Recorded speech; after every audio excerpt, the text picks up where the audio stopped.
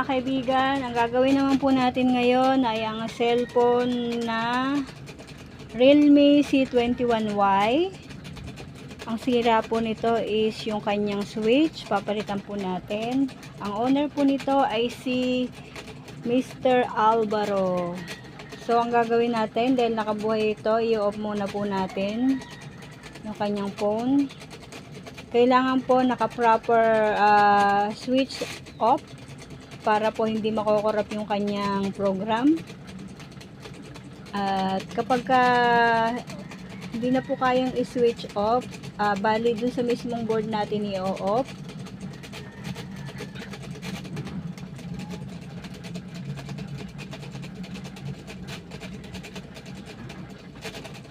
Mga kaibigan, hintayin lang natin siyang ma-off. So, medyo kailangan pagdikitin natin yung positive at yung kanyang negative para ma-off yung phone niya.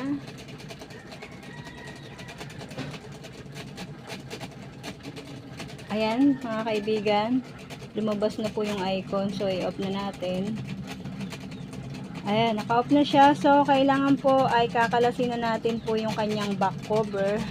Pero po bago natin kalasin yung kanyang back cover ay bubuksan po muna natin yung kanyang lagayan ng SIM. Kailangan po ay tanggal po yung lagayan ng SIM na yon. So hanapin natin yung pambukas.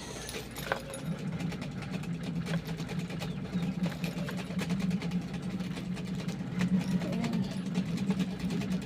Sa dami ng pambukas, ang hirap na hanapin tuloy. Napamigay ko na rin kasi yung ibang pambukas. So, yung kanyang pyesa po, mga kaibigan, ay bagong dating lang po. Bali, ito po yung kanyang pyesa. So, i-open po natin yung kanyang pyesa. Yung mga kaibigan. Bali, yung pyesa niya, kasama na po yung kanyang button, switch. Ito yung kanyang switch connector. At saka ito po yung kanyang button switch na rubber. So, let's go. Umpisa na natin.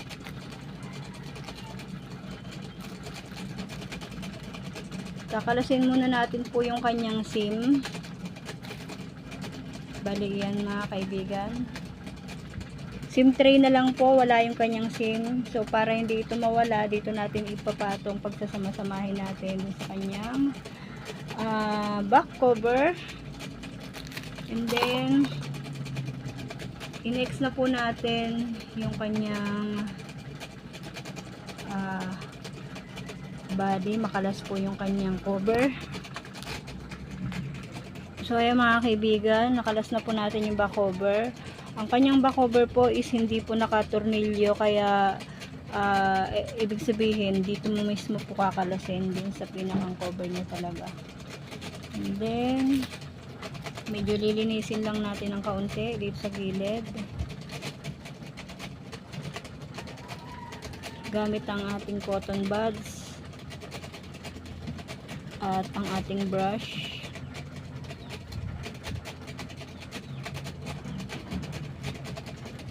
Para po makalas po yung mga dumi-dumi, alikabok na mga naipon na matagal ng panahon.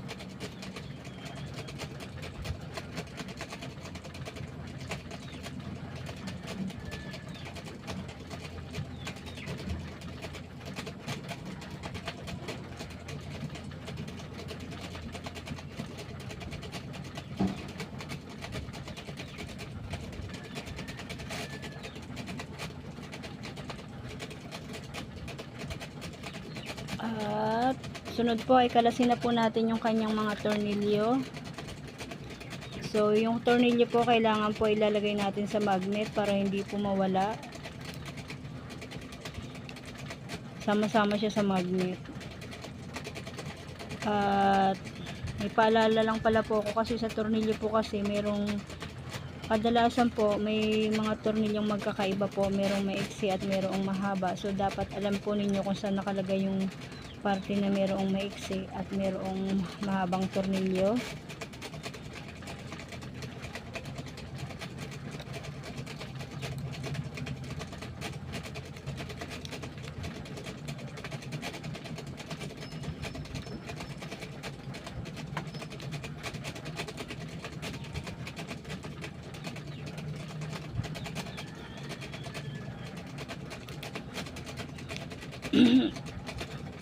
At yan, mga kaibigan.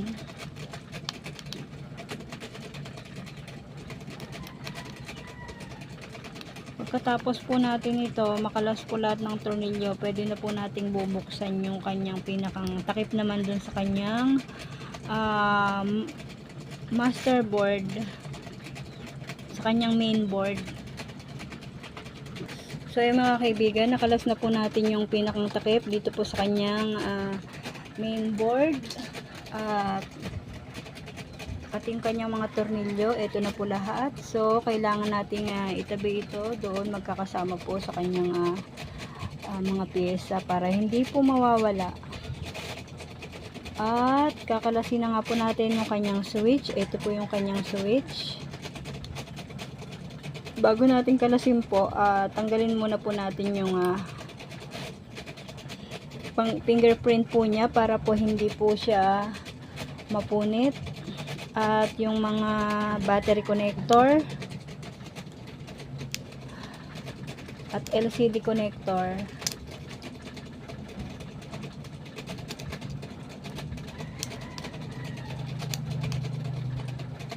Para po mayangat po natin yung kanyang main board.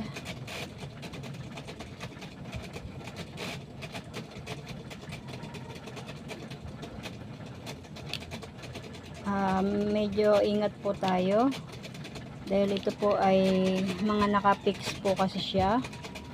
So kailangan alalay po yung ating mga kamay po, dapat po ay magaan.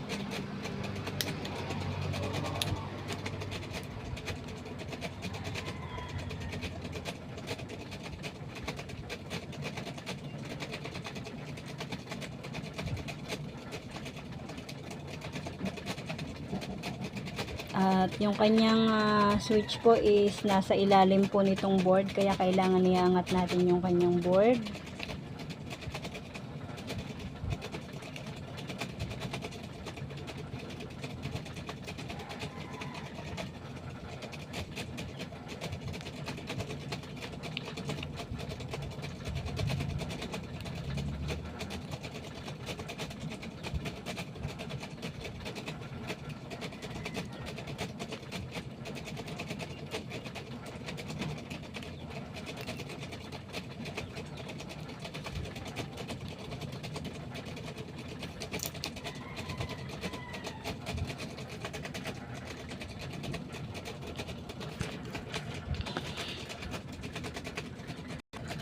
So yung mga kaibigan, naiangat na natin siya.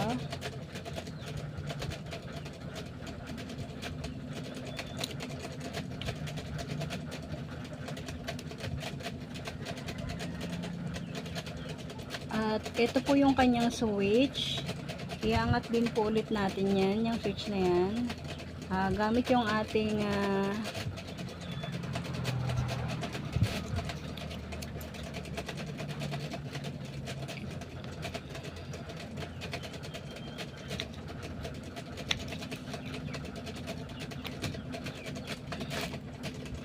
medyo makapit po siya, kaya kailangan ito na lang na mas manipis po yung gagamitin natin.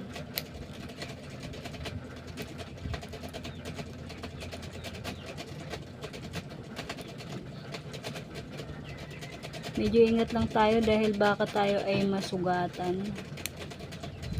So ayan.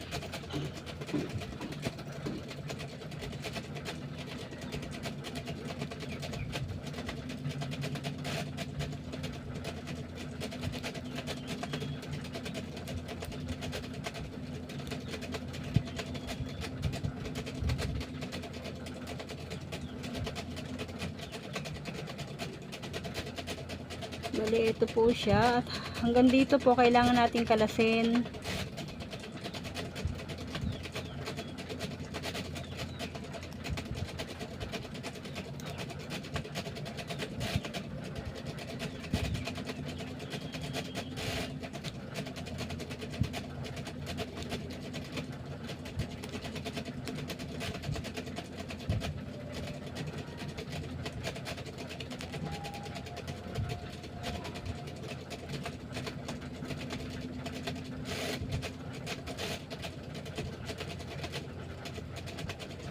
Ayan, may dikit siya mga kaibigan. Ayan, nakalas na po natin yung kanyang pyesa na nakakabit. Ito po yung kanyang pyesa. Ayan siya. At yung ating ipapalit naman po ay ito po, ikakabit na po natin.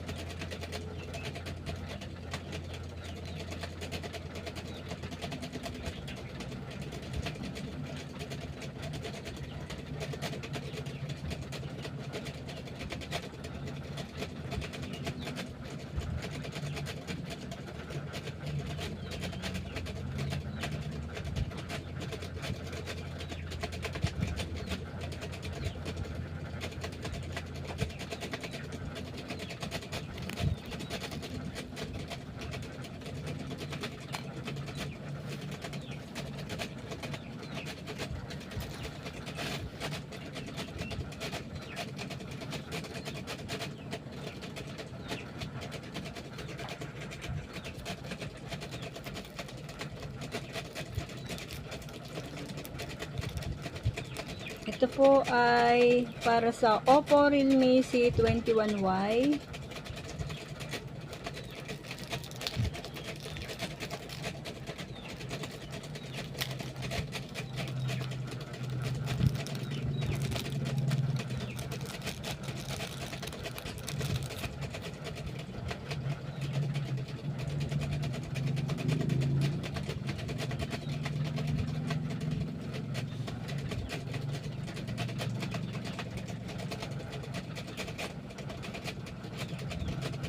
So, i-check natin kung pareho siya. Ito po yung kanyang luma at ito po yung bago. Pareho naman siya mga kaibigan. Pareho siya.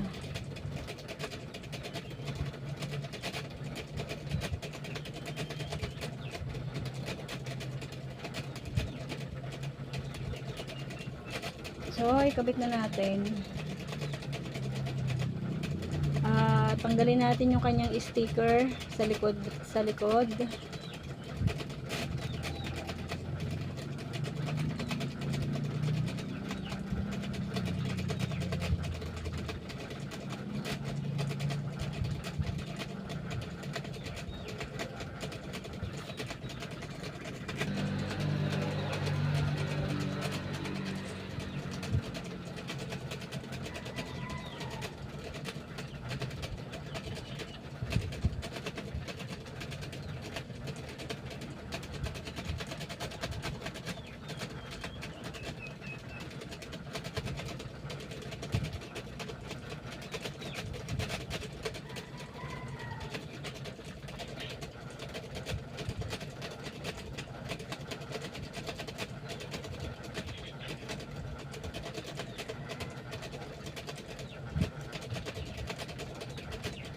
Kailangan malinis po yung pagkakapitan. Tanggalin natin yung mga dumi. Para smooth po yung pagkakalagay sa kanya dun sa kanyang pwesto.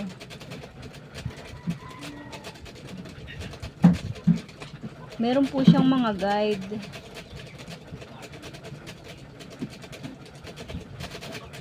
Kaya hindi naman po kayo malilito dahil meron siyang guide.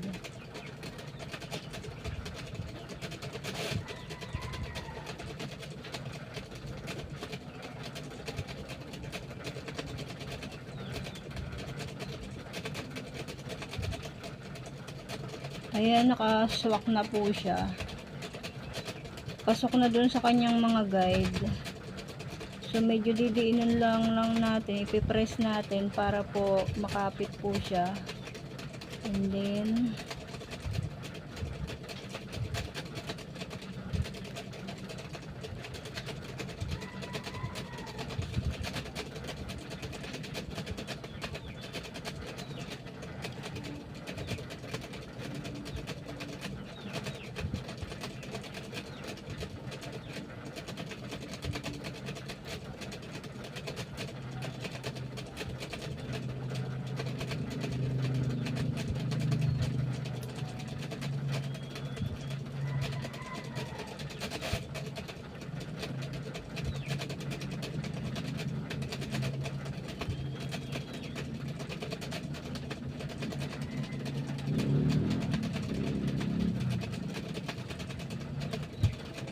ipasok naman natin sa butas po yung dito sa nakadikit dito sa may board niya. Ayan. Kailangan po malinaw yung ating mga mata. Kasi pag hindi nyo po yan na i-align ng maayos, hindi rin po yan gagana.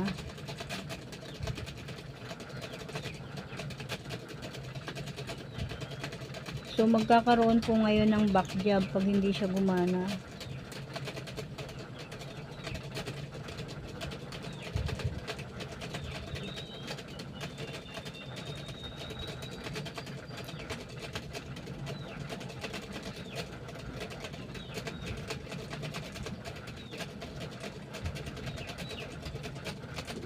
Kaya mga kaibigan,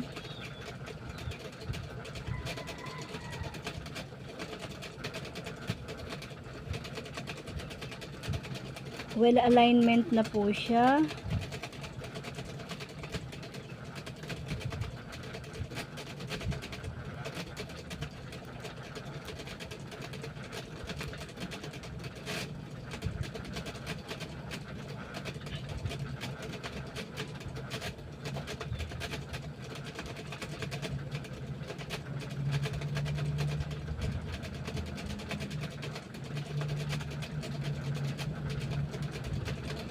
Then, ikikabit na po natin yung kanyang main board.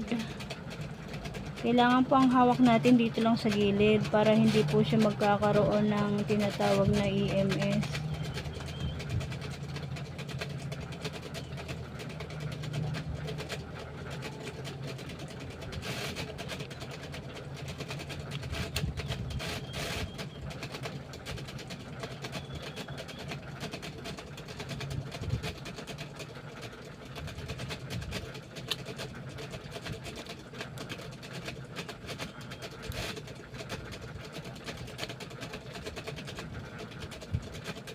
Ayan, ipipix na natin lahat ng sides, and then ikabit na po natin yung mga port, LCD at saka yung kanyang battery, mga connector, at panghuli po yung kanyang ano to, yung kanyang scanner.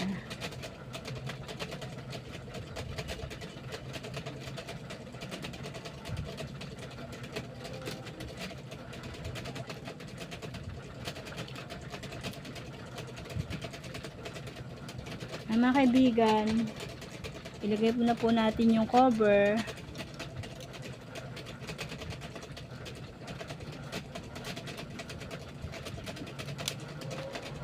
Yan, well fitted na po siya lahat, and then lagay na po natin yung screw.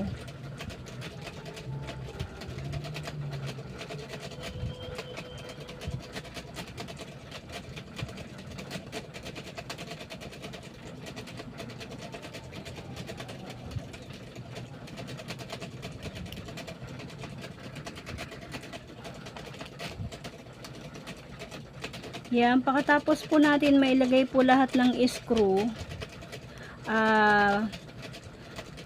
bubuhayin na po natin siya. Kung gusto niyo pong wala pong mga paulit-ulit na trabaho, pwede pong buhayin niyo na muna po siya bago niyo po ilagay yung screw para makasigurado kayo. And then ayan mga kaibigan, switch on ko na. Gumana na po siya. So ibig sabihin po, okay po yung piyesang nabili po natin kay seller na naka-attach po dun sa ating post sa official account po ni Jenibel Dalma. At ako po yun mismo. Ako po yung gumawa nitong cellphone na ito. Dito po sa aking page, i-comments ko din po yung seller link. Dahil maganda po yung kanyang pyesa. So, ayan mga kaibigan, nag-starting na po yung kanyang phone. Okay na po mga kaibigan, takip na lang po yung ikakabit natin at saka yung kanyang etong SIM tray. So, ayan. Wala naman pong naiwan ng mga pyesa na iba. At itong kanyang luma pong button switch, palitan na po natin kasi sira na po yan. Palitan natin itong bago. Oppo Realme C21 na button switch. Bago po yan mga kaibigan. Ang kanyang seller link, i-attach ko na lang po sa comment section kung meron pong nais bumili po sa inyo. So, ayan yung kanyang button switch. Then, ikabit po natin dito.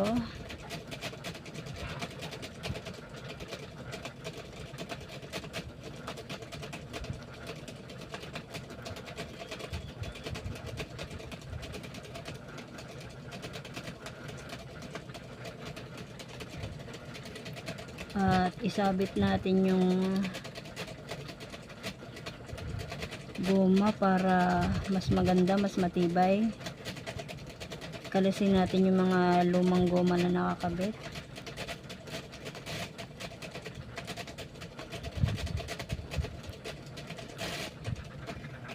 So ayan mga kaibigan, well fitted na po yan, nakapix na po, nakakabit na po yung goma, kaya kahit alugin nyo po siya, hindi po mahuhulog yung goma pag tinanggal nyo po yung cover nya. So ikabit na natin. Kailangan po yung pagkakabit po natin ito, a-align po dun sa kanyang switch na ikinabit po natin para perfect po yung pagkakagawa natin. So ayan mga kaibigan, testing po natin yung kanyang upper button, okay po siya, gumana. Yung kanyang lower button, okay po siya, lumabas, gumana. And then yung kanyang switch button, ayan mga kaibigan, gumana po. So, ibig sabihin, magaling po ang ating pagkakagawa at maayos. So, hanggang sa muli po nating video. Maraming salamat po sa panonood mga kaibigan, at God bless po sa inyong lahat.